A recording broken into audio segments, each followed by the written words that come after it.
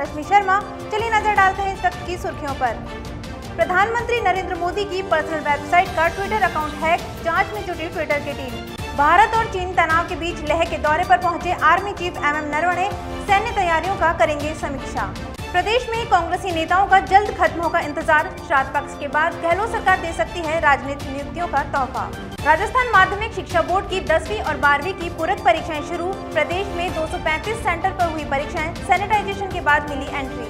संयुक्त राष्ट्र सुरक्षा परिषद में पाकिस्तान को भारत के आगे एक बार फिर मुंह की खानी पड़ी है। दरअसल संयुक्त राष्ट्र सुरक्षा परिषद ने 1263 अल-कायदा प्रतिबंध समिति के तहत 2 भारतीय नागरिकों को आतंकवादी के रूप में नामित करने के इस्लामाबाद के प्रयासों को खारिज कर दिया है।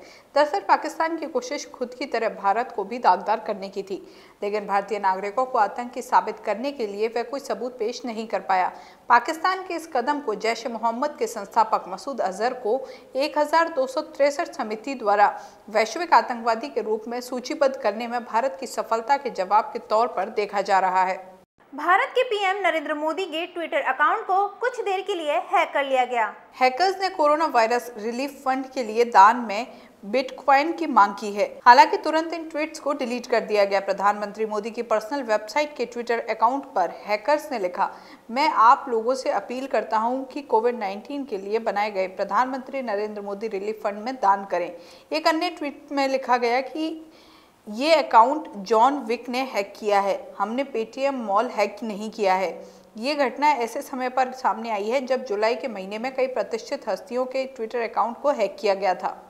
वास्तविक नियंत्रण रेखा पर भारत और चीन के बीच तनाव चल रहा है। तनाव के बीच आर्मी चीफ MM नरवणे आज अचानक 2 दिवसीय लेह दौरे पर पहुंच गए। वे यहां फील्ड कमांडरों के साथ तैनाती और अन्य सैन्य तैयारियों की समीक्षा करेंगे। इसके अलावा प्रमुख राजनीतिक इंफ्रा परियोजना की वर्तमान स्थिति के बारे में रिपोर्ट लेंगे।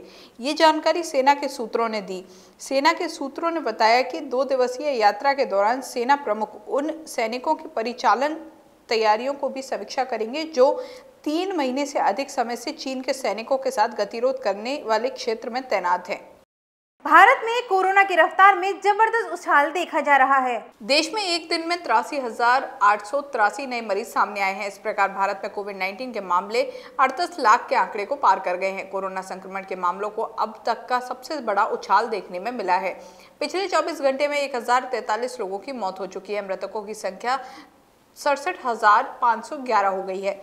देश में संक्रमण के मामले लगातार 38,56,141 हो गए हैं, जिनमें से 8,17,830 लोगों का उपचार चल रहा है। वहीं राजस्थान में कोरोना बेकाबू होता जा रहा है। प्रदेश में पिछले 12 घंटे के दौरान 705 नए मामले सामने आए हैं और 7 लोगों की मौत हो गई है।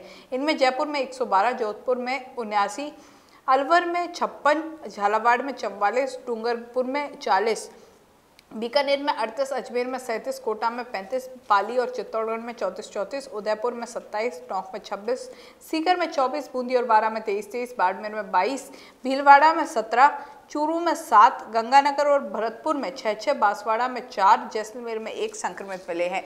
इसके बाद कुल पॉजिटिवों का आंकड़ा 85,369 पहुंच गया है।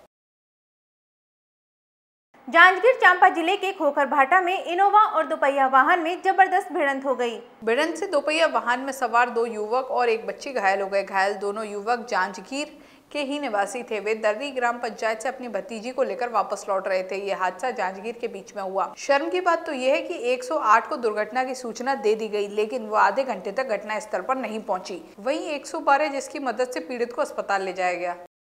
मुख्यमंत्री अशोक गहलोत LDC 2018 की परीक्षा को लेकर बैठक कर सकते हैं। दरअसल 2018 में LDC की भर्ती परीक्षा में सामान्य OBC के 587 पदों को कम कर दिया गया था। इसको लेकर छात्र पिछले काफी लंबे समय से आंदोलन कर रहे थे। उनका कहना था कि सरकार को 12,500 पदों पर भर्ती निकाली है, जो उतने ही पदों पर भर्ती होनी चाहिए। 587 पदों की कटौती से सामान्य और OBC पद की कटौती उनको काफी ज्यादा नुकसान पहुंचा रही है। राजस्थान में कांग्रेस के नेताओं का राजनीतिक नियुक्तियों को लेकर इंतजार जल्द समाप्त हो सकता है। करीब 1.5 साल से ज्यादा समय से कांग्रेसी नेता राजनीतिक नियुक्तियों का इंतजार कर रहे हैं। श्राद्ध पक्ष समाप्त होने के बाद गहलोत सरकार कांग्रेस नेताओं को राजनीतिक नियुक्तियों का तोहफा दे सकती है। हालांकि राजनीतिक नियुक्तियों में सबसे पहले संवैधानिक पदों पर नियुक्तियां दी जाएंगी। संवैधानिक पदों पर नियुक्तियों को लेकर सरकार में उच्च स्तर पर मंथन चल रहा है। राजनीतिक नियुक्तियों को लेकर मुख्यमंत्री गहलोत और पीसीसी चीफ गोविंद सिंह डोटासरा कई बैठकें कर संवैधानिक पदों पर एडजस्ट किए जाने के नामों पर मंथन कर चुके हैं। यही नहीं, दोनों नेता प्रदेश प्रभारी अजय माकन से भी चर्चा कर चुके हैं। राजस्थान माध्यमिक शिक्षा बोर्ड की 10वीं और 12वीं की पूरक परीक्षाएं आज से शुरू हुई हैं। ये परीक्षाएं 12 सितंबर तक चलेंगी। इन परीक्षाओं में 1,23,148 परीक्षार्थी पंजीकृत हैं। बोर्ड ने प्रदेश में 235 परीक्षा केंद्र बनाए हैं। सभी परीक्षा केंद्रों में प्रश्न पत्र पास के पुलिस थानों में रखवाए गए हैं। परीक्षा खत्म होने के बाद ही आंसर शीट बोर्ड भिजवाई जाएगी, जिसके लिए राज्य में 28 उत्तर पुस्तिका केंद्र भी बनाए गए हैं। परीक्षा के दौरान बच्चों को सैनिटाइजेशन करके ही परीक्षा केंद्रों में एंट्री दी जाएगी। दांता रामगढ़ के चक ग्राम में बाबा रामदेव का जागरण हुआ। जागरण कार्यक्रम में सोशल डिस्टेंसिंग का पूरा ध्यान रखा गया। यहाँ पर बाबा रामदेव की मुख्य आरती भाजपा किसान मोर्चा के उपाध्यक्ष श्रवण बुर्डक ने की। इस मौके पर बाबूलाल हल्द्वानिया सहित बड़ी संख्या में ग्रामीण लोग मौजूद रहे। कुंदन में पहुंचा हूं चक गाँव में, जहाँ पर कि बाबा रामदेव जी के मंदिर में सोशल डिस्टेंसिंग का ध्यान रखते हुए यहाँ पे प्रोग्राम किया जा रहा है। तो हम बात करना चाहते हैं सिंगर कुंदन जी से कि सर आप यहाँ पे प्रोग्राम कर रहे हो तो आप यहाँ पे सोशल डिस्टेंसिंग का ध्यान रख रहे हो? जय बाबारी। आज हम यहाँ पे चक में प्रोग्राम करने भजन संध्या का आयोजन कर रहे हैं।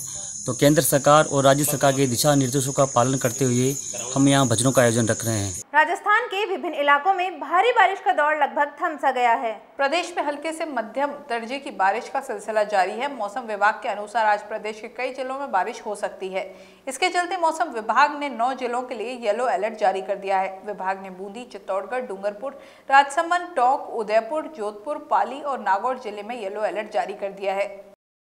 डीजल के दामों में कई दिनों के बाद कमी आई है। आज डीजल के दाम में 17 पैसे की कटौती की गई है। डीजल की कीमतों में 31 दिनों के बाद फेरबदल हुआ है। हालांकि आज पेट्रोल के दाम स्थिर रहे।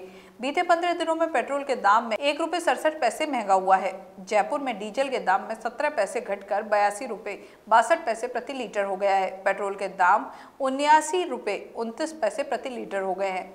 दिल्ली में पेट्रोल की कीमत 82 रुपये 8 पैसे हो गई है। वहीं डीजल की कीमत 73 रुपये 40 पैसे प्रति लीटर हो गई है। ये थी इस बुलेटिन की तमाम खास खबरें। बने रहिए द एंगल के साथ। नमस्कार।